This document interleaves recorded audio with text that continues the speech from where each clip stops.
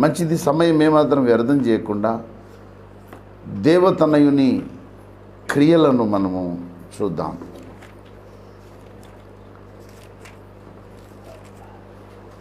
పరిశుద్ధ గ్రంథములోని గర్భగుడి,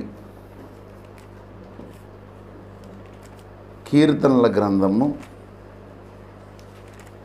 చతుర్థ స్కందము. 5 స్కందాలు ఉంటాయి. అందులో చతుర్థ స్కందములో 2వ విభాగము 91వ సంకీర్తన 3వ చరణం నేను చదువుతాను, దయచేసి చిత్తగించండి.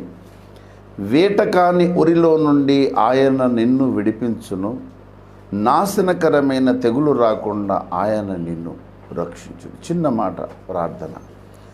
ప్రేమగల తండ్రి, దయగల మా యేసయ్య, ఈ పరిశుద్ధ లేఖన భాగమును ఈ పరిశుద్ధ స్థలములో నిక్షిప్తం చేసిన కారణం ఏంటో మాకు తెలియదు. మీరు వచ్చి నిక్షిప్త కారణాన్ని మాకు బయలుపరిస్తే కానీ మేము తెలుసుకోలేము.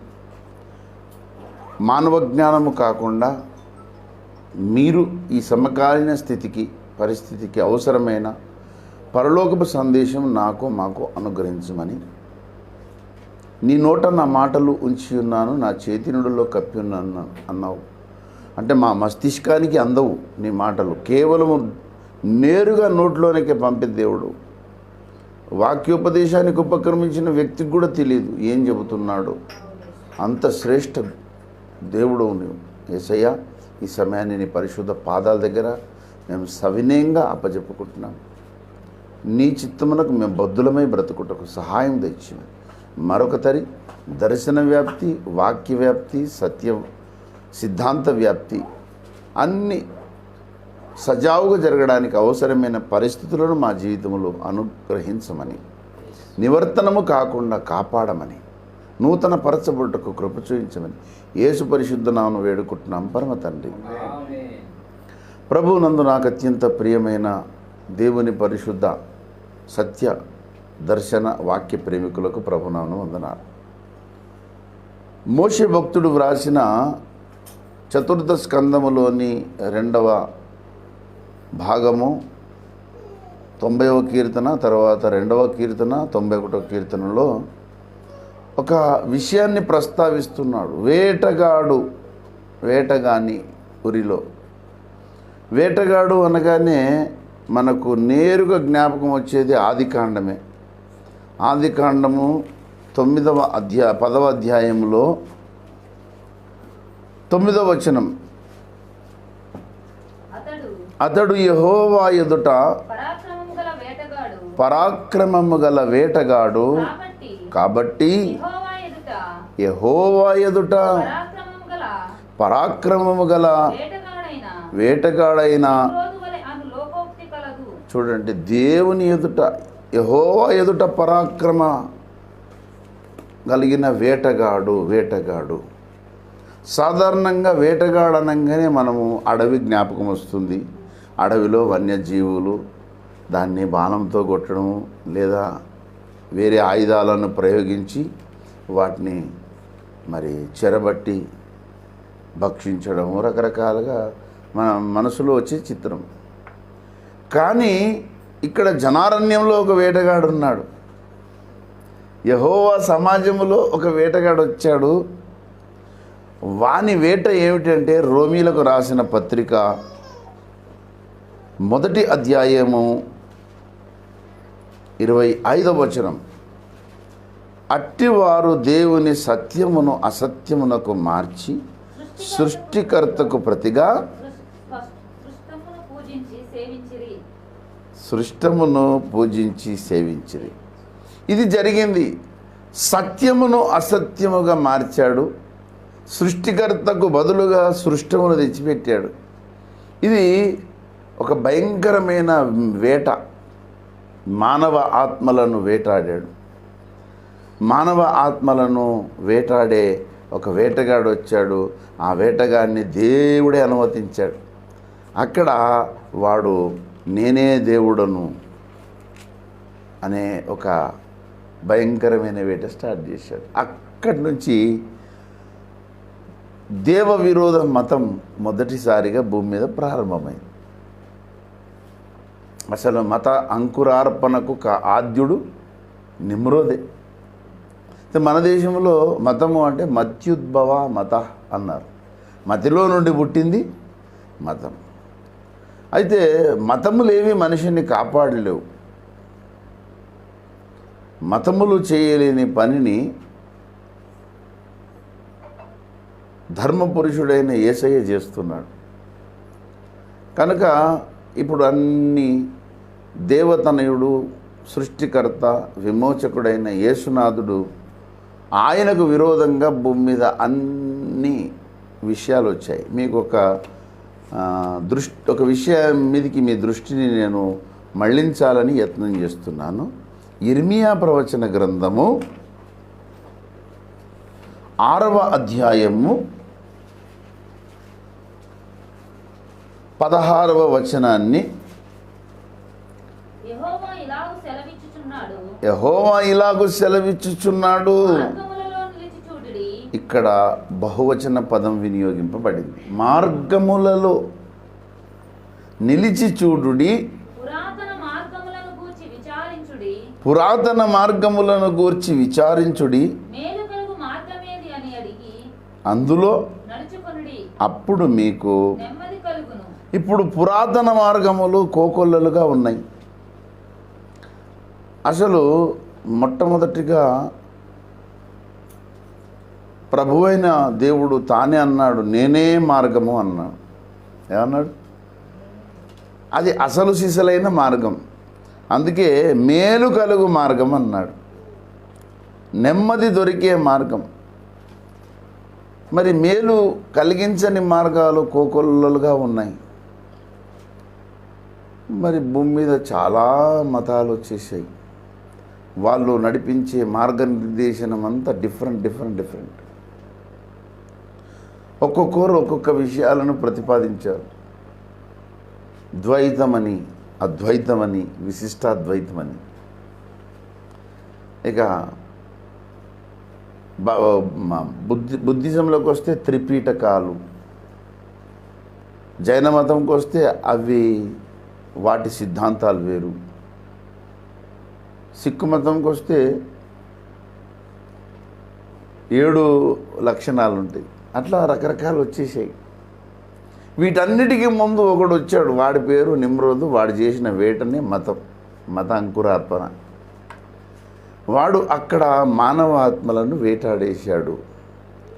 వేటాడి ఏం చేశాడంటే వలలో పట్టాడు. అది అసలు సంగతి. వాడి వలలో అనేక ఆత్మలు చిక్కుకున్నాయి. వేటకాని ఉరిలో, వాడి ఉరిలో అనేక ఆత్మలు చిక్కుకున్నాయి. ఇప్పుడు ఈ వేటగానికి వ్యతిరేకమైన మరొక ఆరోగ్యకరమైన వేటనే అవుట్ రీచ్ మినిస్ట్రీ. ఏమండి? ఈ మహావేటగాడు యెహోవా ఎదుట పరాక్రమము గల వేటగానికి ప్రతివ్యూహంగా ఇంకొక వేట పరిశుద్ధాత్మ దేవుడు జరిగిస్తున్నాడు. అందులోని చిన్న పావులము మనం ఢీకునేది మామూలు ఆషామాషి వేటగాని కాదు. వాడు విశ్వములోనే వేటగాడు. మనకు ఈ భూమి మీద ఉన్న మనుషుల వేట కాదు మనది. కనబడని ఒక దుష్ట శక్తి ఉంది. భయంకరమైన నిత్య చీకటితో నింపబడిన ఒక చీకటి శక్తి ఉన్నది. వాడు అల్పుడేం కాదు, వాడు కూడా చాలా బలశాలి. వాడు సర్వశక్తిమంతుడు కాదు, కానీ శక్తిమంతుడు. అయితే మనలో ఉన్నవాడు సర్వశక్తిమంతుడు. అది మన వేటకున్న అసలు కారణం ఏంటంటే మనలో ఉన్నవాడు సర్వశక్తిమంతుడు. ఈ సర్వశక్తిమంతుడు పురిగొల్పుతున్నటువంటి ఇంత ప్రతికూల వాతావరణంలో కూడా మీరు వెళ్ళండి అని పురిగొల్పింది ఎవరు? ప్రభుకుమార్ గారు అనుకుంటున్నారా? లేకపోతే దయాసాగర్ గారు అనుకుంటున్నారా? లేకపోతే పాస్టర్ రవిసారథి గారు అనుకుంటున్నారా? అరుణ్ కుమార్ అనుకుంటున్నారా? లేకపోతే జోసెఫ్ గారు అనుకుంటున్నారా? ఎవరు కాదు, లోన ఉన్న పరిశుద్ధాత్మ దేవుడు ఆ వేటగాని మీదికి మనల్ని ఉసిగొల్పుతున్నాడు. అది అసలు ఇక్కడ మనం కూడుకోవడానికి మనల్ని అందరినీ ఉసిగొలిపిన వాడు దేవుని పరిశుద్ధాత్ముడు, ఈ పరిశుద్ధాత్మ దేవుడు ఆ వేటగాని మీద మనల్ని ఎక్కుపెట్టాడు. మనం ఆయన చేతిలోని బాణాలం. కనుక ఇప్పుడు ఈ వేటగాని మీద యుద్ధానికి బయలుదేరాము. ఈ వేటగాని మీద మనము చేసే యుద్ధాయుధాలలో ప్రధానమైన ఆయుధం పేరు సువార్త. ఏమండి, సువార్త అనే ఆయుధం ఎంత గొప్పదంటే, పౌలు గారు ఒకానొక సందర్భంలో ఒక శ్రేష్టమైన విషయాన్ని తన పత్రికలలో సంఘ బిడ్డలందరికీ మరి ఆయన వ్రాయించి పెట్టాడు. చూడండి, కొలసీ పత్రిక 2వ అధ్యాయము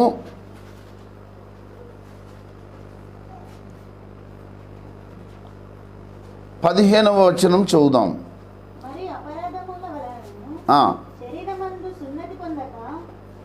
ఉండుట వలనను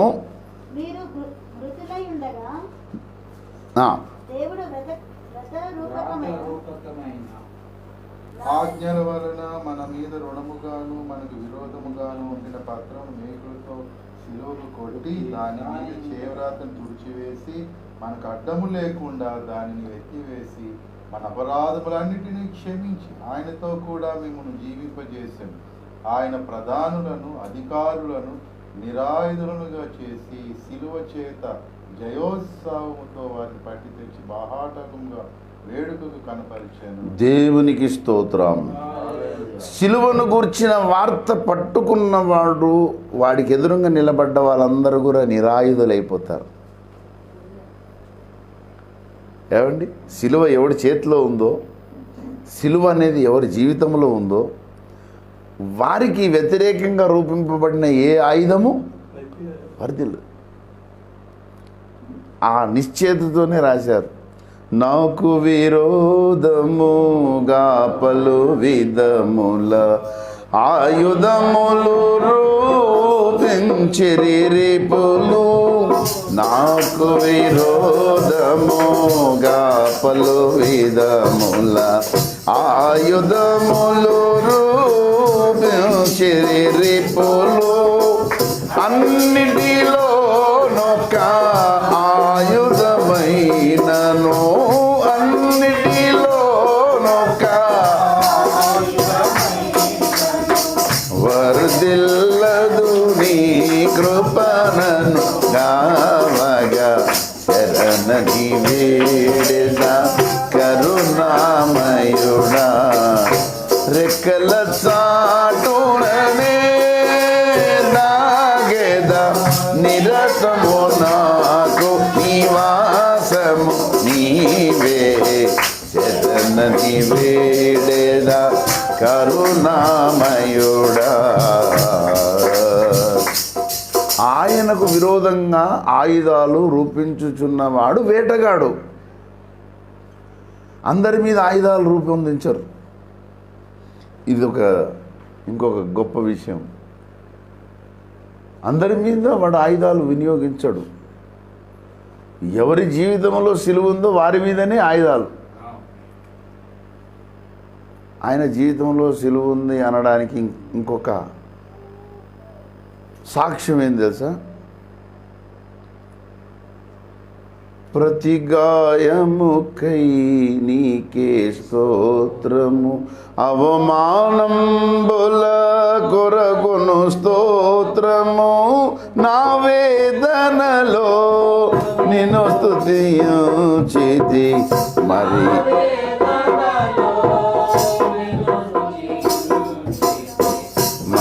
అధికముగా శ్రమకై వేడి. అందులో ప్రతి గాయముకై నీకే స్తోత్రము అని ఏమన్నాడంటే, మరి అధికముగా శ్రమకై వేడితిననేది ఒక చరణం. ఇంకో దాంట్లో నీ సిలువను తేటగా గ్రహించితి, నీ సిలువను తేటగా గ్రహించి. సిలువ యొక్క ఆశీర్వాదాలన్నీ స్పష్టంగా చూసిన వ్యక్తి ఆయన. ఒకసారి కుక్కట్పల్లిలో మార్నింగ్ నేను పోయి నైట్ అక్కడే ఉన్నాను.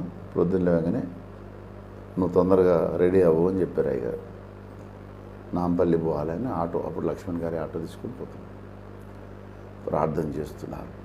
తమ్ముడు ప్రభువానికి వందనాలను ప్రార్థన చేస్తూ, ఈ దినమున కోసం మాకు సిద్ధపరిచిన శ్రమలను ఆలస్యము చేయక వెంటనే అనుగ్రహించని ప్రార్థన చేశారు. ఇలాంటి ప్రార్థన మీరు ఎక్కడన్నా విన్నారా? నాకు గుండె గుబేలం అన్నది. అబ్బా, ఇంత దమ్మున్న వ్యక్తి ఇంకా భూమి మీద కనబడరు. ఈ దినం మాకు సిద్ధం చేసిన శ్రమలను ఆలస్యం చేయక వెంటనే అనుగ్రహించి ప్రభు అన్నవాడు ఒక్కడు లేడు భూతలం మీద. అది నా తండ్రి. దేవునికి స్తోత్రం. హల్లెలూయా. ఏమండి, ఆయన జీవితంలో నిండారుగా సిలువ, 24 గంటలు సిలువే ఉంటుంది. నా జీవితంలో కూడా సిలువ ఉంది, కానీ అడపదడప ఉంది.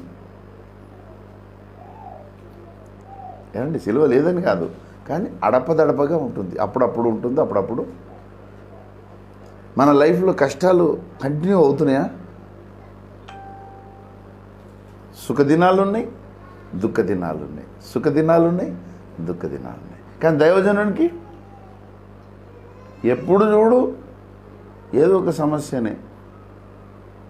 బాగున్నామని ఫోన్ వస్తుంది, డాడీ నాకు ఇట్లుంది ప్రాబ్లం, ఇంకో అక్కడి నుంచి ప్రాబ్లం. నిత్యము ఆయనకు నలిగిపోతున్నాడు. సిలువను కలిగిన ఏకైక వీరుడు ఆయన ఇప్పుడు. కనుక ఆయనకు విరోధంగా రూపబడిన ఏ ఆయుధము వర్ధిల్లదు. ఆయన ఎదుట ఏ ఆయుధాలు తీసుకొని వచ్చినా నిరాయుధులు అయిపోతారు. అసలు ఆయనే ఒక ఆయుధం కదా. ఇర్మియాతో ఏమన్నాడు? నీవు నా గండ్రగొడ్డలివి, నా యుద్ధాయుధం అన్నాడు. అందుకే నేను రాశా, పోరాడండనే యుద్ధాయుధము గండ్రగొడ్డలి సింహనాదము దేవుని నోరు ఓ పీరుగారు, దేవుని నోరు ఓ పీరుగారు, జీవము తోడు ఇలలేరెవరు, ఇల కనరారు మరి కనరారు. ఆనందం పరమానందం మహిమానందం మధురానందం సత్యానందం నిత్యానందం ఆనందం. నా పాటల్లో ఆయన వచ్చి చొరబడ్డారు సత్యనందం గారు. ఆయనను తీసేయలేదు నా పాటల్లో నుండి. సత్యనందం గారు వచ్చేసారు. దేవునికి స్తోత్రం. ఏమండి, వీడొక వేటగాడున్నాడు, అందరి ఆత్మలను వేటాడుచున్నాడు. సత్యదేవుని వైపు మళ్ళింపకుండా అసత్యమునకు మార్చేశాడు. సృష్టికర్తను చూడకుండా సృష్టమును చూపిస్తున్నాడు. ఇప్పుడు యావత్ ప్రపంచ దేశాల్లో జరుగుతున్న తీరే ఇది. ఇప్పుడు ఈ వేట మీద మనము కసితో బ్రతుకుతున్నాం ఈ అంత్య దినాల్లో. నిన్న మన తండ్రి గారు చెప్పిన మాట అదే, కసి. ఈ కసి అనేది కంటిన్యూ కావాలి. కసి అనేది ఏం కావాలో కంటిన్యూ కావాలి. ఈ కసి అనేది ఇంకా పెరగాలి, తీవ్రత. రాబోయే దినాల్లో ఈ కసి యొక్క తీవ్రత పెరగాలి. ఈ కసి ఎదుటున్న దాన్ని మసి చేయాలి. అర్థమైందా? మనలో తీవ్రత పెరగాలి, కసి యొక్క తీవ్రత. ఈ వేట అనేది ఇంకా తీవ్రతరం చేయాలి. ఏమండి, అయితే ఒక రసాయన ప్రక్రియల్లో ఫిజిక్స్ ఎంతమంది ఇక్కడ చదివిన వారు?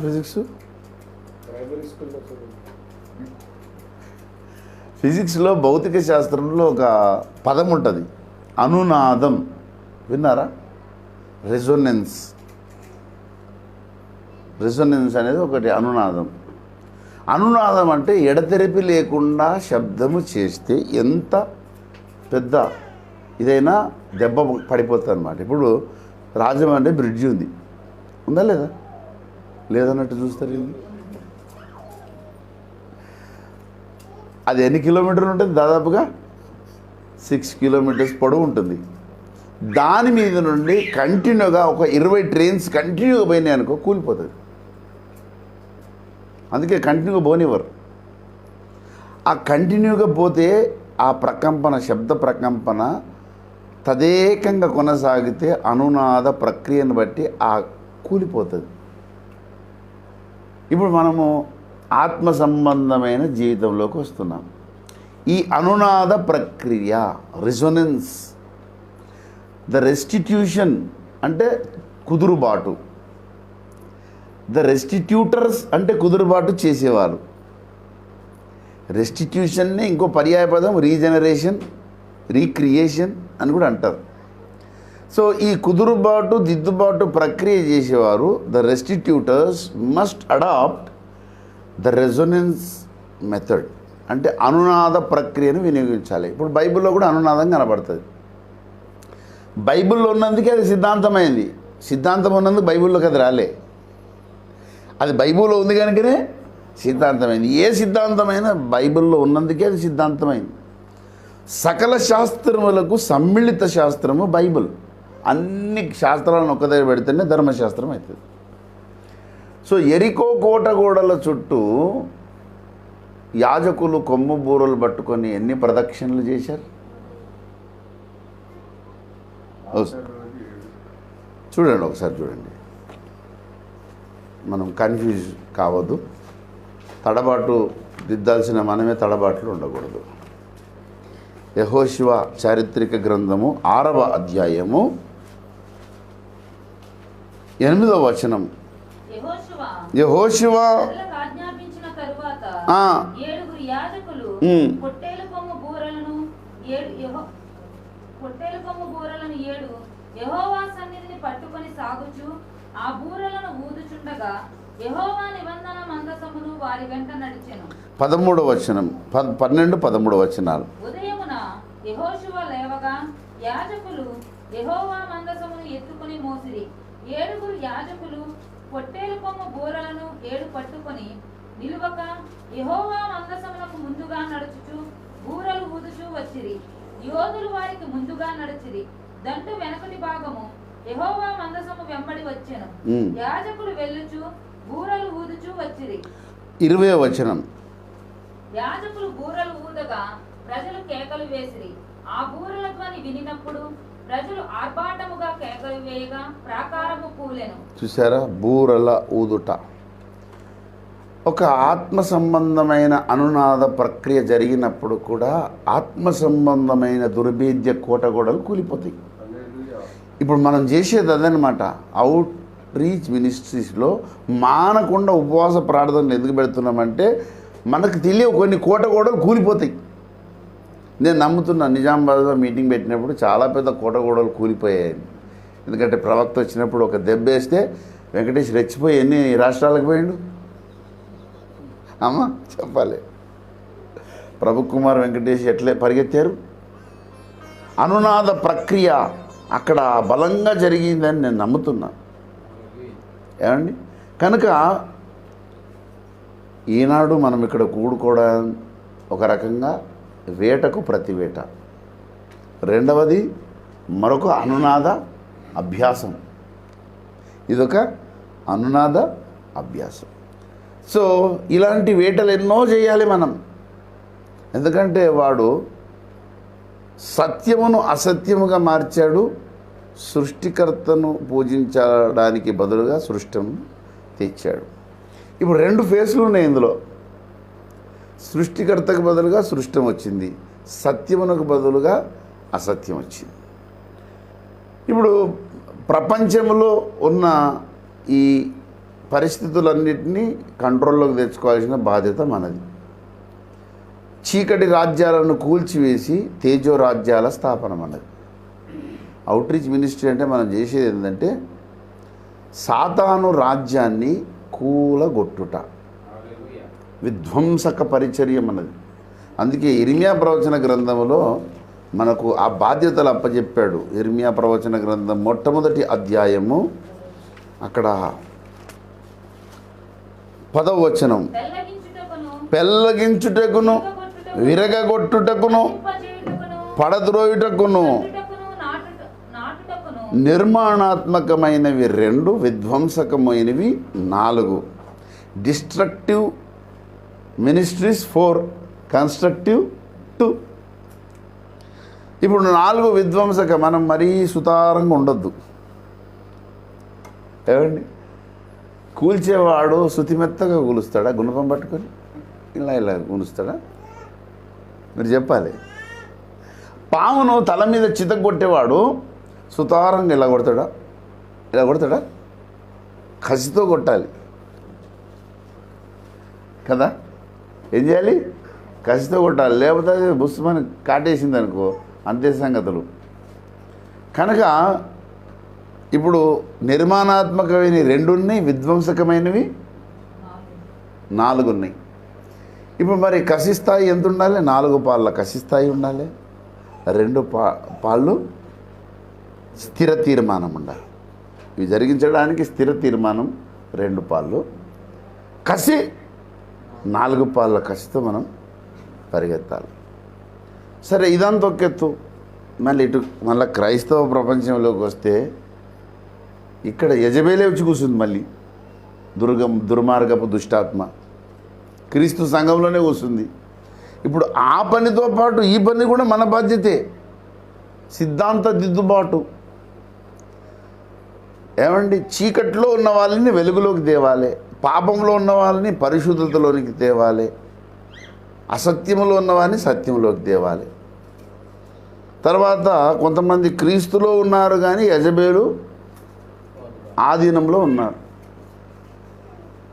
ఇప్పుడు అవుట్ రీచ్ మినిస్ట్రీ అంటే అసలు చాలా నాకు హృదయం ఉప్పొంగిపోతుంది. అసలు ఈ పని నిజంగా దేవుడు చేసే బాధ్యత నాకు ఇప్పుడు ఇంకొక భయం ఉంది, బాధ ఉంది, సంతోషం ఉంది. నేను ఆఫ్రికా ఖండ ప్రతినిధిగా బాధ్యతలు తీసుకున్నాను. నాకున్న వయసు ఏమో 58 సంవత్సరాలు. నేను రీచ్ కావాల్సిన దేశాలేమో 54 దేశాలు. 54 గ్రామాలు కాదు, దేశములు. ఇంతకుముందు దయాసాగర్ గారు మాట్లాడుతూ ప్రతి పట్టణంలో మోసే నియమం నేను అన్నాడు. మరి ప్రతి పట్టణం అంటే 54 దేశాలు ఎన్ని పట్టణాలు ఉన్నాయో అనగానే నాకు గుండె మరొకసారి గుబేల్ అనిపించింది. ప్రభువా, ప్రతి పట్టణంలో ఓఫీరు నియమం ఉండాలి. అప్పుడు మోషే నియమం అన్నాడు, ఇప్పుడు ఓఫీరు నియమమే ఓఫీరిజం అయింది, మాడిఫైడ్ కదా. ఓఫీరు నియమమే ఇప్పుడు ఓఫీరిజంగా మనము దాన్ని మాడిఫై చేసి మాట్లాడుతున్నాం. ఇప్పుడు ప్రతి పట్టణంలో ఓఫీరు గారి ద్వారా దేవుడు స్థాపించిన ఆలోచన విధానం అంతటిని కూడా మనం ప్రపంచ దేశాల్లో ఉన్న 200 పైచిలుకు పట్టణాల్లో మనం ఎస్టాబ్లిష్ చేయాలి. ఈ పని అవుట్ రీచ్ యొక్క బాధ్యత. అందుకే అవుట్ రీచ్ ఉంది. అవుట్ రీచ్ ఉందే అందుకోసం. ఆర్కేపీ వేరే పనులు చేస్తుంది, ఓఫీర్ మినిస్ట్రీ ఏమో సంఘ స్థాపన చేస్తుంది, ఐపీబీపీ ఏమో సామాజిక న్యాయం చేస్తుంది, పబ్లికేషన్ ఏమో ఆలోచన పుట్టిస్తుంది. కానీ వేటగాని కోటలోనికి పోయే వ్యక్తుల పేర్లే అవుట్ రీచ్ మినిస్ట్రీ సేవకులు. మనము వేటగాని కోటలోనికి పోతున్నాం. నేను చిన్నప్పుడు అప్పుడు లోకంలో ఉన్నాను, ప్రభు తెలియదు, గండికోట రహస్యం అని ఒక చిత్రం చూసా. ఇప్పుడు ఈ దుర్మార్గుని కోట రహస్యాలు కూడా ప్రవక్త ద్వారా మనకు తెలుస్తున్నాయి కదా. తెలిసిన తర్వాత మనం పోకపోతే ఎట్లా? కనుక వాడి పన్నాగాలన్నీ కూడా దేవుని ప్రవక్త వాడి వ్యూహాలు, దుష్ట వ్యూహాలన్నీ బయట పెడుతున్నాడు. ఎన్ని తెలుసుకుంటే అంత మనం వాటికి ప్రతి వ్యూహాలను పాటిస్తూ పరిగెత్తాలి. ఎఫెసీ పత్రికలో పౌలు గారు ఒక మాట చెప్పారు. ఆ మాట అసలు ఈ కడవరి తరంలో ఉన్న మనకు నిద్ర లేకుండా చేసే మాట అది. ఎఫెసీ పత్రిక 6వ అధ్యాయము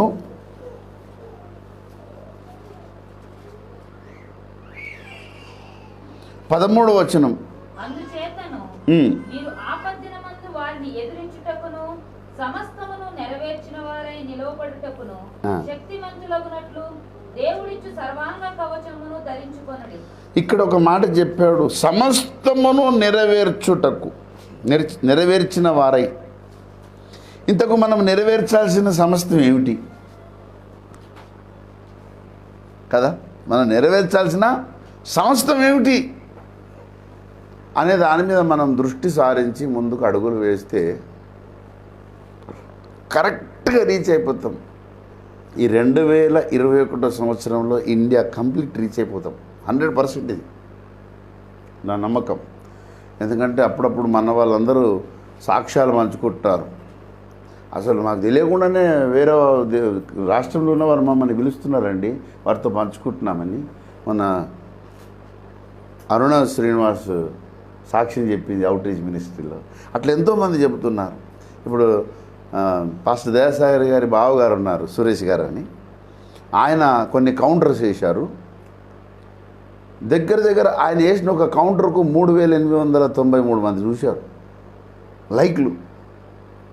అంటే ఆయన స్థాయిలో 3000 మంది. ఇంకెంతమంది స్థాయిలో ఎన్ని ఉన్నాయో. కనుక నేను చెప్తున్నా, ఇది పోలరైజింగ్ మెథడ్లో జరుగుతుంది. ఎవరికి వారే చేస్తున్నారు, పక్కా వ్యూహంతో జరిగిపోతుంది. పరిశుద్ధాత్మ దేవుడు చేస్తున్నాడు. ఈ 2021-22లో ఇండియా కంప్లీట్ అయిపోతుంది. తర్వాత నెక్స్ట్ ప్రపంచ దేశాలు ఉన్నాయి. ఇక ప్రపంచ దేశాలంటే ఎవరి ఖండాలు వాళ్ళ అదుపులో ఉన్నాయి. అసలు సెప్టెంబర్ నెలలో మేము న్యూజిలాండ్, ఆస్ట్రేలియా అక్కడికి వెళ్ళాలని వెంకటేష్ గారు, నాకు తెలిసిన కొంతమంది ఉన్నారు. అయితే మరి జేమ్స్ గారిని, దయాసాగర్ గారిని తీసుకెళ్లాల్సిన బాధ్యత మాదే. అలాగే మరి హాంకాంగ్, థాయిలాండ్ వాటికి కూడా మనకు ఇన్విటేషన్ ఉంది. ఫస్ట్ రవి సారథి గారిని, సైమన్ గారిని తీసుకెళ్లాల్సిన బాధ్యత కూడా మనందరిది. వాళ్ళని అక్కడికి ఎట్లా తీసుకెళ్ళాలి అంటే మొదట ప్రార్థన చేయుట, ప్రేయింగ్, గివింగ్, సెండింగ్ 3 ఉంటాయి. మొదటిది ప్రార్థించుట, ప్రేయింగ్ కదా. రెండవది గివింగ్ అంటే ఏమిచ్చుట. ఈనాడు ఇచ్చుటనే మాట రాగానే గిచ్చుట అన్నట్టు ముఖం పెడుతుంటారు. నేను చూస్తున్నాను. నేను ఆఫ్రికా ఖండానికి వెళ్తున్నాను, మీరు ప్రార్థన చేయండి అంటే అందరట అంటున్నారు. నెక్స్ట్ ప్రేయింగ్ తర్వాత నెక్స్ట్ గివింగ్ కదా అనగానే ముఖం కొంచెం మారిపోయింది, కవలికలు. కనుక ఎందుకు అలా జరుగుతుందో తెలుసా? అంత్య దినములలో అపాయకరమైన కాలములు వచ్చునని తెలుసుకొనుము అన్నాడు పౌలన్న. అసలు ఈ అపాయకరమైన కాలముల చిట్టా ఒకటి ఉంది అందులో. తిమోతి పత్రికలో చూడండి, 2వ తిమోతి పత్రిక 3వ అధ్యాయము 1వ వచనం నుండి చదివితే అక్కడ ఆ చిట్టా లెక్క పెట్టు తల్లి. స్వార్థ ప్రియులు, ధనాపేక్షకులు, బింకములాడువారు, అహంకారులు, దూషకులు, అవిధేయులు, కృతజ్ఞత లేనివారు, అపవిత్రులు, అనురాగరహితులు, అతిద్వేషులు, అపవాదకులు, అజితేంద్రియులు, క్రూరులు, సజ్జన ద్వేషులు, ద్రోహులు, మూర్ఖులు, గర్వాంధులు, దేవుని కంటే సుఖానుభవం ఎక్కువగా ప్రేమించేవారు,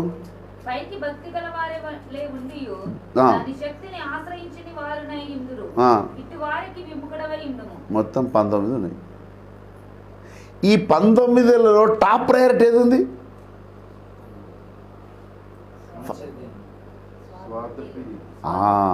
ఈ అపాయకరమైన కాలములలో మొట్టమొదటిది ఏందట?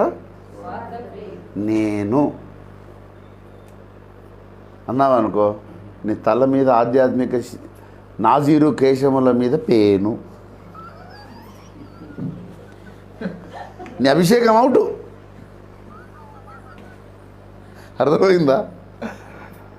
అప్పుడు పాడుకోవస్తుంది, కోల్పోయిన నా జీరు కేశములని. కనుక నేను అనే ఈ స్పృహ చాలా ప్రమాదకరమైనది. గండ్రగొడ్డలి అనే పుస్తకంలో మొదటి శీర్షిక ఏందో చెప్పగలరా కదా? వాణ్ణి అంటే ఎవడో వాడు అహంగాడు, నేను అనే మృగంగాడు అని రాశాడు. అయ్యగారు ఒక పరుషమైన పదం వాడాడు. నేను అనే మృగంగాన్ని సిలువ వేసి చంపండి. ఈ నేను అనేవాడిని ఎప్పుడు కూడా మృగంగానే చూడాలి. అద్దం ముంగడు పోగానే ఇట్లా ఇట్లా కనబడాలి మన ముఖం, మనకి వీడు మృగం అని మనం చేసినట్లు ఇట్లా అనుకుంటున్నాం మనం. అద్దం మోసం, ఈ అద్దం వాస్తవం. అద్దము వలె దిద్దును మమ్మున్ చెత్తను, అద్దము వలె దిద్దును మమ్ము,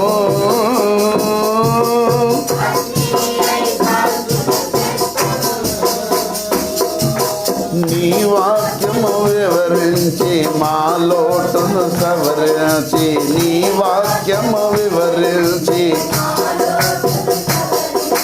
నీ రూపము మాకీయుమా, నీ రూపము మాకీయుమా.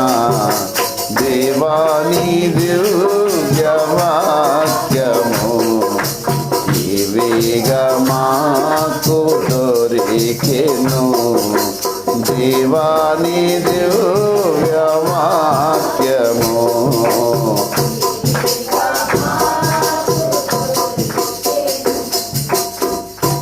ప్రపంచంలో ఎన్నో దేశాలకు రీచ్ కావాలి, ఎన్నో ప్రాంతాలకు, ఎన్నో భాషలకు, ఎన్నో మతాలకు, ఎన్నో రకాల సిద్ధాంతాలకు, ఎన్నో రకాల ఆచార వ్యవహారములకు అన్నిటికీ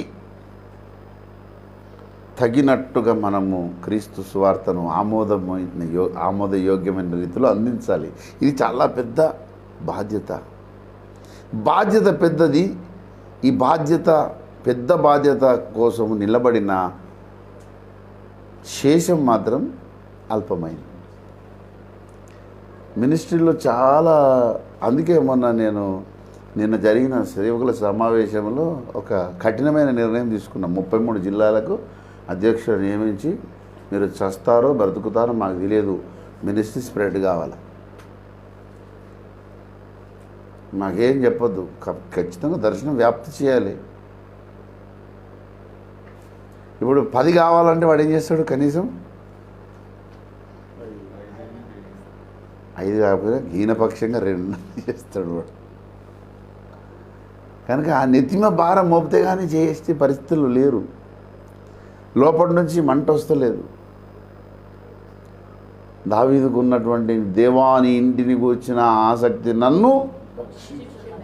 ఆయనను ఆసక్తి భక్షించింది. కానీ ఈనాటి సమాజము దొరికిన వాటిని భక్షిస్తున్నారు.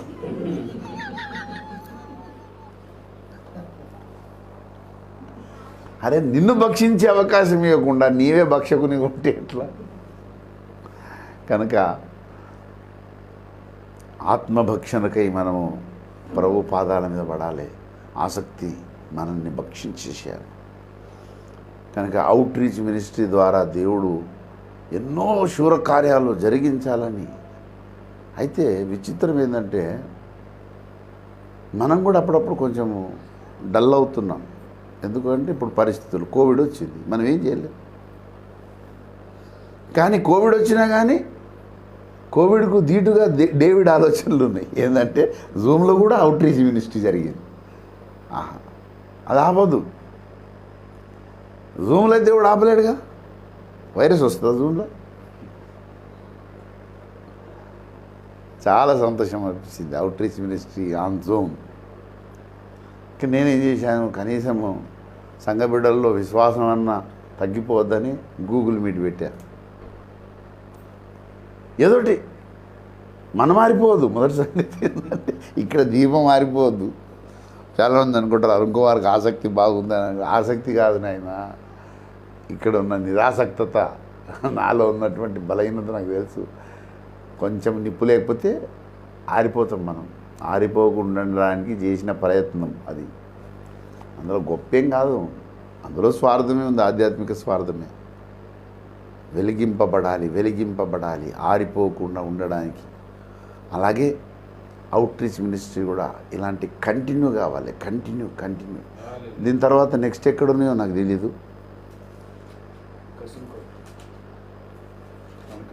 అనకాపల్లి తప్పకుండా మళ్ళా వీలైనంత వరకు అందరం మళ్ళీ జాయిన్ కావాలి. ఎందుకంటే ఆ భూమి తగ్గద్దు, ఏమంటారు, ఆ అనునాదం అనేది ఆగిపోవద్దు. అలాగే కంటిన్యూ కావాలి. వేటగాడైతే వేట మానట్లేదు, వారి వేట సాగుతుంది, ప్రచ్ఛన్నంగా సాగుతుంది మన వేట. కానీ వేటగాని మీద కసి ఉన్నవారు అల్పులు, చాలా అల్పమైన శేషం. అయితే ఈ అవుట్ రీచ్ మినిస్ట్రీకి మాత్రము కసి అలాగే ఉంది. ఏమండి, దీనిని మనము తప్పకుండా క్రియారూపంలో ఈ కసిని మనం చూపించాలి. అంటే 4 అడుగులు ముంగటికి పడాలి. యాక్చువల్ బర్మా ప్రోగ్రాం ఉండే, అది పెద్ద డిస్టర్బ్ అయిపోయింది. సో ఎన్ని వచ్చినా కానీ ప్రభు అయితే చూస్తున్నాం. ప్రభు మరి ఏమిటి, సమయం దాటిపోతుంది, మరి మేమేం చేయలేని పరిస్థితులు ప్రపంచంలో వస్తున్నాయి. కానీ దేవుడైతే చూస్తున్నాడు. మనమైతే హృదయంలో ఆశ పోగొట్టుకోలే, ఏదోటి చేయాలనే తపన అవుతుంది. ఇప్పుడు పరిస్థితులన్నీ నార్మలైజ్ అయినాయి అనుకో, ఆగుతాము మనం ఆగంగా. సో మన సత్య సంబంధులలో కూడా చాలామంది నేను అయ్యగా చెప్పారు, నివర్తన మగుటకు అంటే నేలకు అంటుకుపోయే స్థాయికి వస్తున్నారు చాలామంది. మనం కూడా అట్లా వచ్చాం, రాలేదని కాదు, మనం కూడా అట్లా వచ్చాం. ఒక్కొక్కడు ఒక్కొక్క కోణంలో వచ్చాడు. అట్లా ప్రతి ఒక్కరం అట్లా వచ్చాం. నిన్న ఉవ్వెత్తున లేపాడు ప్రవక్త, దేవుని పరిశుద్ధాత్మ అభిషేకంతో ఉవ్వెత్తున ఆకాశానికి, తారామండలానికి దూసుకుపోయేటట్లు లేపాడు. ఆ పొందుకున్న శక్తిని ఇంకా మనము బలోపేతం చేస్తూ వేట కాని ఉరిలో నుండి అనేకులను మనము విడిపించుటకు ప్రభువు మనల్ని ఏర్పరచుకున్నాడు అని ఒక మాట అన్నాడు. నాశనకరమైన తెగులు రాకుండా నిన్ను రక్షించు. వాడు వేటగాడైతే మనం కూడా వేటగాళ్ళమే. వాని దండులో ఉన్న వాళ్ళను వేటాడుతున్నాం. వాడు దేవుని ప్రజలను తీసుకుపోయి వాడు ఐగుప్తులో 430 సంవత్సరాలు పెట్టుకున్నాడు. దేవుని ఇశ్రాయేలును తీసుకుపోయి ఎక్కడ పెట్టుకున్నాడు? ఐగుప్తులో 430 సంవత్సరాలు దాస్యం పెట్టుకున్నాడు. అప్పుడు దేవుడు ఇంకొక వేటగాన్ని పంపాడు. ఎవరు? మోషే. పోయి విడిపించుకు రావడానికి విశ్వ విమోచకుడు పంపిన మానవ విమోచకుడు మోషే కదా, మానవ సాధనం అన్నమాట. కనుక సాగర్ గారు సింగపూర్లో అడుగుపెట్టారు. సింగపూర్ చూడడానికి పోయారని చాలామంది అనుకున్నారు. కానీ నేనేమనుకున్నానంటే ఒక సత్య సంబంధమైన మానవ సాధనము, విమోచనార్థమైన పాదములను అక్కడ పెట్టాడు. అంతే. He touched that feet. Singapore దేశంలో కాలు పెట్టాడు. నువ్వు అడుగుపెట్టు ప్రతి స్థలమును. ఆయన పని ఆయన చేసిండు. మిగిలిపోయింది ఎవరి పని? దేవుని పని. ఇప్పుడు నేపాల్లో అడుగుపెట్టారు ప్రభువా. నేపాల్లో అడుగు పెట్టగానే దానికి తగ్గ ఫలితం దొరికింది. వారు రాకడ విషయమై దిద్దుబాటు జరిగిపోయింది అక్కడ. అసలు ఆశ్చర్యం. ఎప్పుడు ఇంత ఇమీడియట్ రిజల్ట్ ఎక్కడ చూడలేము మనం. అసలు వండర్ఫుల్. కనుక ప్రపంచ దేశాలన్నింటినీ మరి ఈ వేటగానికి ధీటుగా వాడి కోటల్లో మనము దేవుని పక్షంగా వాడి లోబరుచుకున్న జనాంగాన్ని తిరిగి మరలా దేవుని గూటికి తేవడానికి మనం చేస్తున్న ప్రయత్నం ఒకటి. తర్వాత రెండవది, వాడు సిద్ధాంతములన్నింటినీ కలగాపులగం చేసేసాడు.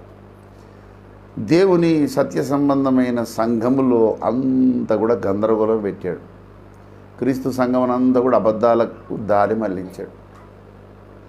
అదొకటి మన ముందు. రెండవది, సత్య సంబంధంలో నిరాసక్తత. అవుట్ రీచ్ ఇది ఉంటుందా ఎక్కువ రోజులు అని ఒక ఆయన అంటాడు. అవుట్రీచ్ అట ఎక్కువ రోజులు ఉంటుందా? నాకు ఎక్కడి నుంచి నవ్వాలని అర్థం కాలేదు. మీకు అర్థమైందని చెప్పింది. నవ్వడం అనేది అనేక రకాలుగా నవ్వుతారు మనుషులు. చాలా విచారం అనిపించింది. అవుట్రీచ్ అనేది ఇదట మూయబడుతుందట. అస్సలు ఇది మూయబడితే అసలు ప్రపంచము సూర్యుడు పడమటను ఉదయిస్తాడు. ఎప్పటికీ అప్రతితంగా సాగే ఏకైక పరిచర్య అవుట్రీచ్ మినిస్ట్రీ. ఎందుకంటే బైబిల్లో ఉన్న లేఖనాలన్నీ తప్పైతాయి. నావి కానివి వేరే దొడ్డిలోని గొర్రెలను తీసుకొని రమ్మని దేవుడు ఎందుకు చెప్పాడు? ఈ పని కోసమేగా. మరి సిద్ధాంత దిద్దుబాటు కోసము ఇత్యాది పనులు. అసలు ఎన్ని సెక్షన్స్ ఉన్నాయి అవుట్రీచ్లో. మెల్లగా తవ్వుకుంటుంటే అన్ని కొత్త కొత్త వెళ్తున్నాయి. అరే ఎన్ని పనులు చేయాలా మేము? అందుకే ప్రభు మనకు పేరు పెట్టాడు, సర్వకార్యములై ఉన్నవారలారా. సర్వకార్యంలో ఉంటాం మనం. చూడండి, కీర్తనల గ్రంథంలో ప్రభు అయిన దేవుడు మనకు పెట్టుకున్న చక్కటి పేరు 103వ కీర్తన 21వ వచనం 22వ వచనం. యెహోవా ఏలుచుండు స్థలములన్నిటిలోనున్న ఆ. ఆయన సర్వకార్యములారా ఆ. ఆయనను స్తుతించుడి. ఈ సర్వకార్యములు అన్నదానికి ఎఫెసీ 2:10లో చెప్పాడు, ఆయన చేతి పని అయి ఉన్నాం. ఇప్పుడు సర్వకార్యము అంటే అన్ని పనులు చేసే వ్యక్తులు అన్నమాట. అవుట్రీచ్లు ఉన్న వాళ్ళు అన్ని పనులు చేస్తారు. సాతాను అధికారంలోని దేవుని అధికారంలోకి తెస్తారు. చీకట్లు ఉన్నవన్నీ వెలుగులోకి తెస్తారు. అలాగే శాపగ్రస్తులైన వారిని విమోచింపబ స్థితికి తెస్తారు. అబద్ధములో కూరుకుపోయిన వారిని అక్కడి నుంచి బయటకు తెస్తారు. సిద్ధాంత దిద్దుబాటు, సంస్కరణ, వ్యక్తిత్వ సంస్కరణ, ఎన్ని ఉన్నాయి. అసలు ఎన్ని సెక్షన్స్ రాస్తే అసలు మనమే ఒక కొత్త బైబిల్ కాలేజీ అయితే మేమని భయం అవుతుంది. ఏమండి? కనుక ఇంత గొప్ప గురుతర బాధ్యత మన మీద ఉన్నది. మనము సర్వకార్యములై ఉన్నవారం. ఇప్పుడు ఒక్క మాట చెప్పి నేను ముగించేస్తా. 103వ కీర్తన 22వ వచనం మీద పేరు పెట్టండి, చేయి పెట్టండి. కొలసీ పత్రిక 3:11 మీద చేయబెట్టి రెండింటిని మిక్స్ చేయండి. జంట లేఖనాలలో ఒక అద్భుతమైన ఆ జతపక్షికి ఈ జతపక్షికి ఒక కొత్త సత్యం పుడుతుంది.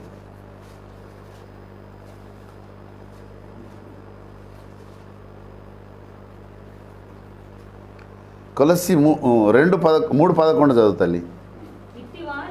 ఇట్టి వారిలో సిరియనుడని భేదము లేదు. ఆ.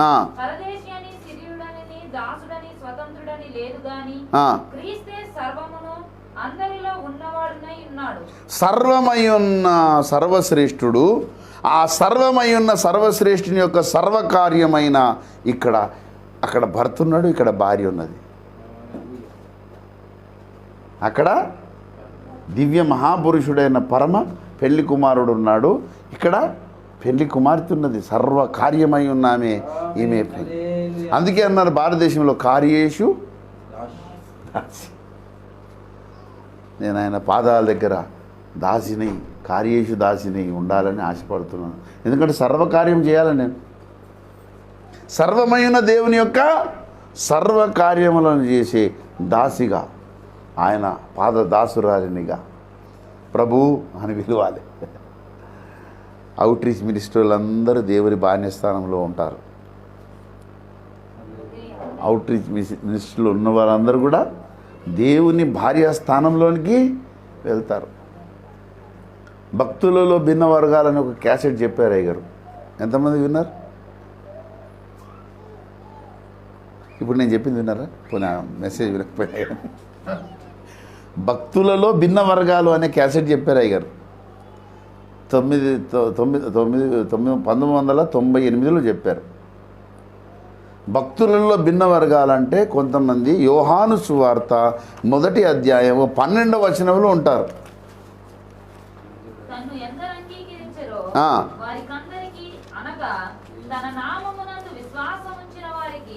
దేవుని పిల్లలగుటకు ఆయన అధికారము అనుగ్రహించెను. దేవుని పిల్లలకి ఏమన్నా పని చెప్తారా అండి? మార్కెట్కి పోమని చెబుతారా? బిగ్ బజార్కి పోయినప్పుడు అని చెప్తారా పిల్లలకి? చెప్పరు. ట్రాన్సాక్షన్స్ మీద అవగాహన ఉండదు. పిల్లలకి ఏం పని పురమాయించలేం. గలతీయులకు రాసిన పత్రిక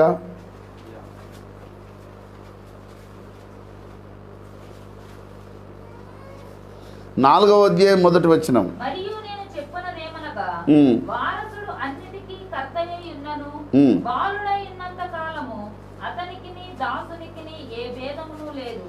ఇప్పుడు మొదట మనము ఆధ్యాత్మిక జగత్తులో బాలులం, తర్వాత నెక్స్ట్ స్టేజ్ దాసుడు.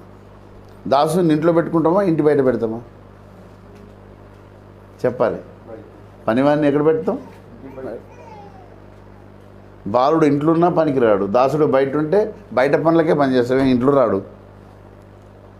ఇప్పుడు యోహాను సువార్త 15వ అధ్యాయంలో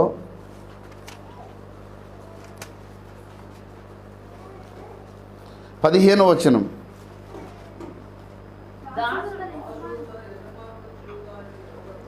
ఎరుగడు గనుక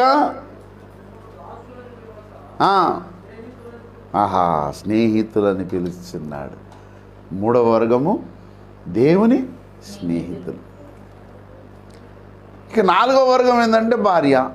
అవును, స్నేహితునికి ఇంపార్టెన్సా, భార్యకి ఇంపార్టెన్సా? ఖజానా తాళం ఎవరి దగ్గర ఉంటుంది? ఫ్రెండ్కి ఇస్తామా?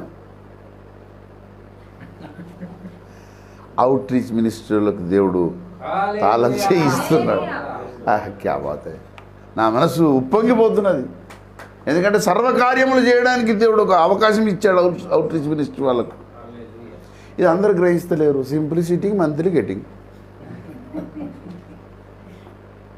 ఆదివారం అనమాట, సండే రాగానే hallelujah, praise the lord, praise the lord. అబ్బా, ఆదివారం అంతా 1 గంట 2 గంటలు సేవ చేసి అలసిపోయినట్టు, వారం అంతా ఇస్సాకు పొలంలో ధ్యానించినట్టు. ఇదే అండి సేవ.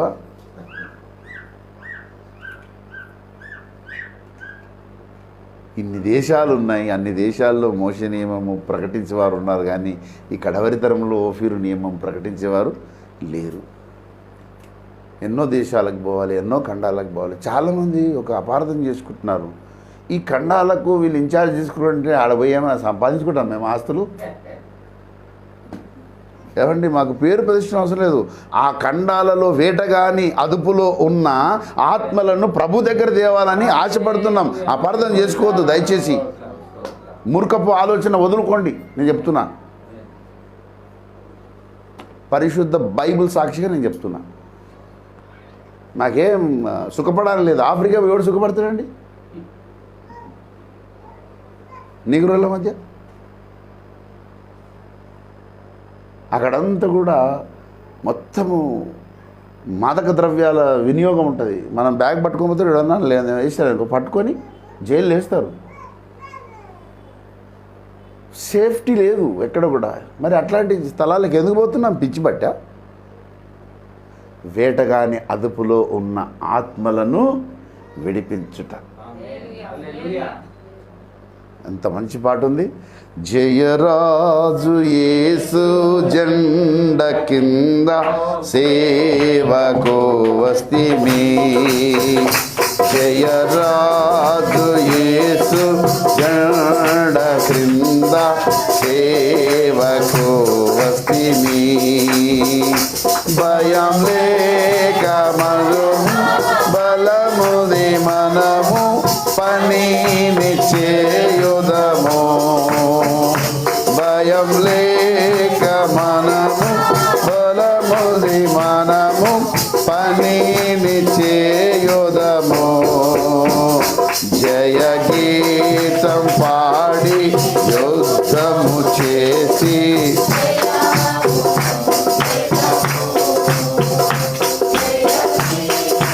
పాడి యుద్ధము చేసి. ఇక్కడ 2వ చరణం ఉంది, దేశవాసులు ఎల్లరని మేము పాడం. ప్రతి ఖండవాసులెల్లరూ దేవునితో సహవా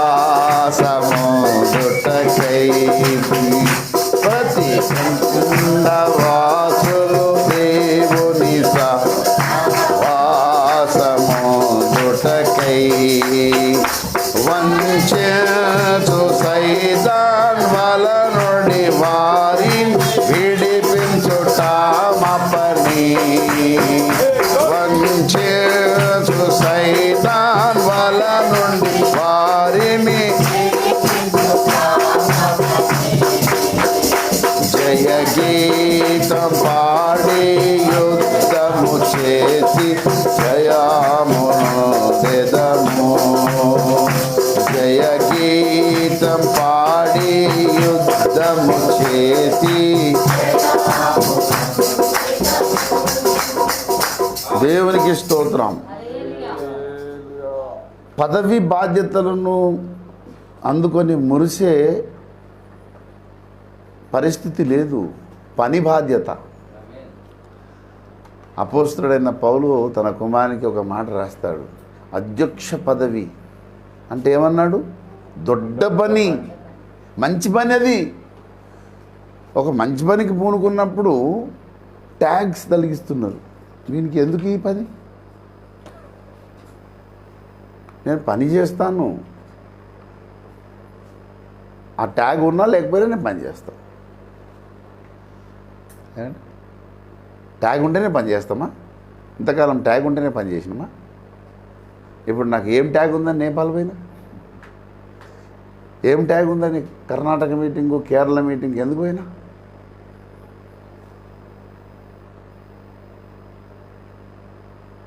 ఏం లేదు, లోపల మంట పెట్టిండు దేవుడు. ఆ మంట కోసం తిరుగుడు అంతే. Before we leave the body ఆగకుండా తిరగాలి. అసలు ఒక దగ్గర ఆగినమంటేనే అర్థం అయిపోయినట్టే. షేయిరు మన్యము చుట్టూ తిరుగుడా ఇస్రాయేళ్లకు ఒక బలహీనత ఉంది. అదే బలహీనత ఈనాడు సత్య సంబంధులకు వచ్చింది. ద్వితీయోపదేశకాండం 1వ అధ్యాయం 6వ వచనంలో చూస్తే వీళ్ళు ఒక దుర్భరమైన పరిస్థితికి గురైపోయారు. మన దేవుడైన యెహోవా ఆ, హోరేబులో మనకు ఇలాగు సెలవిచ్చెను, ఆ. ఈ పర్వతమునొద్ద మీరు నివసించిన కాలము చాలును. ఇస్రాయేల్కి ఏంటంటే ఎక్కడ పడితే అక్కడ సెటిల్ అయిపోతారు అనమాట. సేవకని పోతాడు, ఒక ఊళ్ళో 4 గోడలు లేపుతాడు, పైన రేకుల షెడ్ వేస్తాడు, అయిపోయింది. ఎరుసలేం కట్టినంత బిల్డప్. ఏమండి, ఇప్పుడు మనందరి ఆత్మీయ తండ్రి కనీసం ఆయనకు అసలు ఉండడానికి ఇల్లు లేదు, పైన కప్పు లేదు. అది పర్మనెంట్ టెంపరీ షెడ్. ఎన్ని దేశాలకు పోతారు, ఎన్ని రాష్ట్రాలు తిరిగారు. అసలు అగాపెలో ఎవరుకునేయండి సొంతం. అసలు మన దృష్టి అంతా ప్రభు నామం ఎరుగని స్థలాలకు ఆయనను పరిచయం చేయాలి. అక్కడే ఆగిపోవద్దు. కొంతమంది ఆగిపోవద్దు, దయచేసి నేను చెప్తున్నా.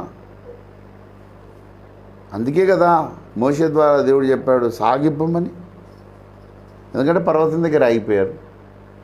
2వ అధ్యాయంలో 1వ వచనంలో షేర్ మన్యం దగ్గర ఆగిపోయారు. ఈనాడు ప్రపంచ క్రైస్తవము ఆగిపోయి పాడుకుంటున్నారు, సాగిపోదును అని ఆగిపోయి పాడుతున్నారు పాటలు. సిగ్గు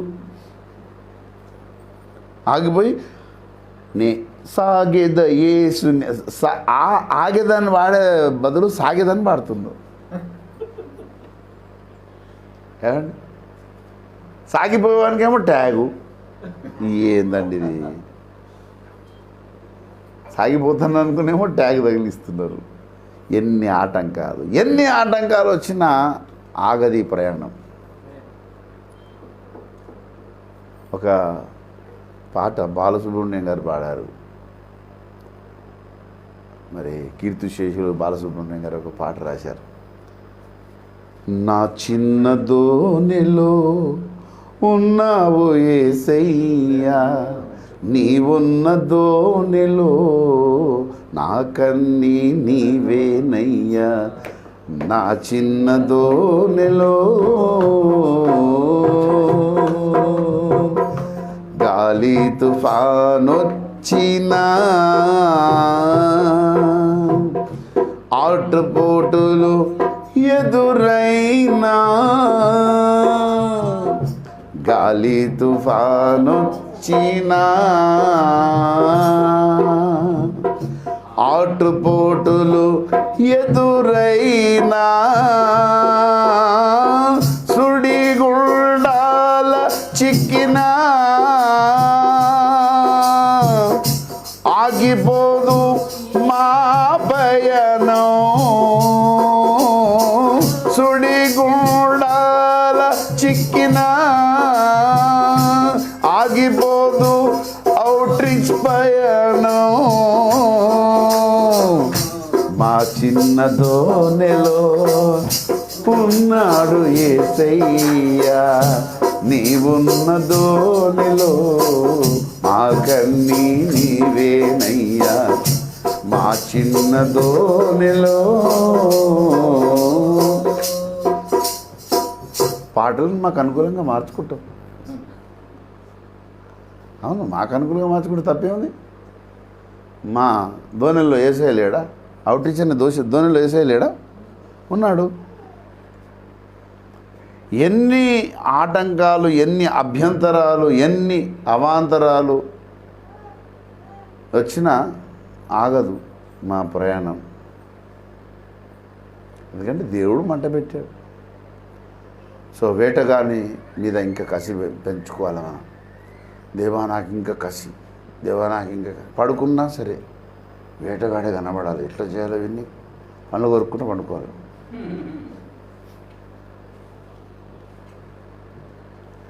ఏమండి, తిండి పోతులు పండుకున్నా కూడా నిద్రలో కూడా పెదవులు చప్పరిస్తుంటారు. కానీ మనము అబద్ధం మీద, అసత్యం మీద, అంధకార చీకటి శక్తులన్నిటి మీద కసితో మనం ఈ రోజు నుండి ఇంకా తీవ్రమైన కసి పెంచుకుందాం, తీవ్రమైన అడుగులు వేద్దాం. వేటకాని వాడి కుతంత్రాలను కూల్చే వరకు నిద్రపోవద్దు మనం. ఎందుకంటే వేటగాన్ని ఎదుర్కోవడానికి దేవుడు మనకొక అద్భుతమైన ఆయుధం ఇచ్చాడు. 91వ కీర్తనలోనే 4వ వచనం ఇచ్చాడు.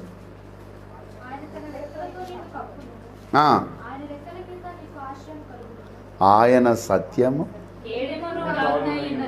చూసారా, వేటగాని దగ్గరికి పోయేటప్పుడు మనకు ఉండాల్సిన ఆయుధం పేరేంది?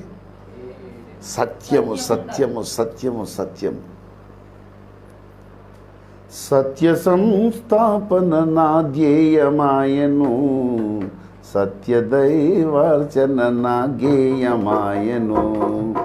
సత్య సంస్థాపన నా ధ్యేయమాయను, సత్య సంకీర్తన నా ధ్యేయమాయను.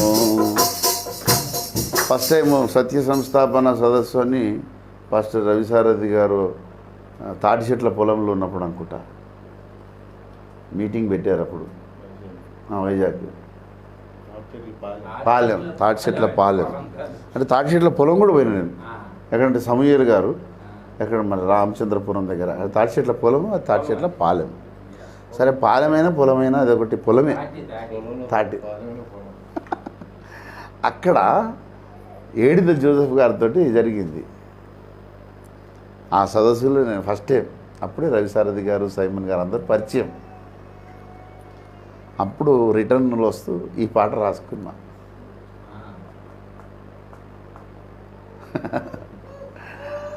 ఏదో నా పిచ్చి, నాకు నాదో పిచ్చి, నాదం పిచ్చి. ఏమండి, నాదో పిచ్చి, నాదం పిచ్చి. సరే, ఏదేమైనా కానీ ఈ వేటగాడు అనేవాడు మన దృష్టిలో మనకు ప్రధాన శత్రువు. మనుషులు ఎవ్వరు మా శత్రువులు కాదు. మీరు ఏమన్నా దుమ్మెత్తిపోయాడు. We don't treat you as our foes and enemies. మీరు మా శత్రువులే కాదు, మిత్రులు. మీరు వస్తే చెలికాడని పిలుచుకుంటాం మేము. మాకున్న శత్రువు ఒక్కడే, వేటగాడే మా ప్రధాన శత్రువు. ఆ వాణి మీద కసితో రగిలిపోతున్నాం. దేవుడు మమ్మల్ని ఇంకా బలపరచాలి, ఇంకా బలపరచాలి. వాని కుతంత్రాలను కూల్చే సామర్థ్యము, అభిషేకము, పరిశుద్ధత, నిబద్ధత, తీర్మానము దేవుడు ఇంకా మనకివ్వాలి. ఆయన రెక్కల చాటున దాగి ఉండి యుద్ధానికి పూనుకుందాం. రండి, ప్రార్థన చేసుకుందాం. దేవుడు మనల్ని బలపరిచి, స్థిరపరిచి వేటగాని మీద ఉసిగొల్పి వేటగాని మీద అనేక శక్తులను లేవనెత్తి వాన్ని అతలాకుతలం చేసే అంత పరిశుద్ధ జీవితము, అలాంటి భక్తి జీవితము, స్థిర తీర్మానం దేవుడు కసి మనకిచ్చినట్లుగా ప్రార్థన చేసుకుందాం. ప్రేమగల తండ్రి, దయగల మా యేసయ్యా నీకు వందనాలు. మీరు మాతో మాట్లాడిన ప్రతి మాటకే నీకు స్తోత్రం.